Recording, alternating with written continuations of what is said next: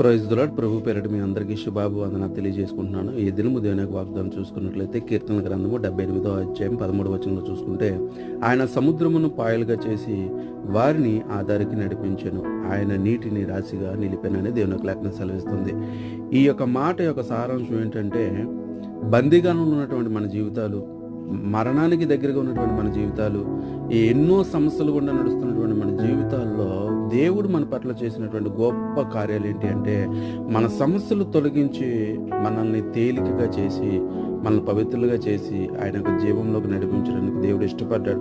మన సమస్యలు మనము కొట్టుమిట్లాడుతునేటప్పుడు సముద్రాన్ని ఎలాగైతే 2 పాయలుగా చేశాడో, మన సమస్యలను కూడా 2 పాయలుగా చేసి సమస్యలను దూరపరిచి మనల్ని ఆయన దగ్గర చేర్చుకున్నాడు. కాబట్టి సముద్రాన్ని రాశిగా నిలిపినటువంటి దేవుడు నీ జీవితాన్ని ఆయన యొక్క సన్నిధిలో నిత్యము నిలిపే కృప దేవుడు మీకు నిత్యము దయచేసి నడిపించును గాక.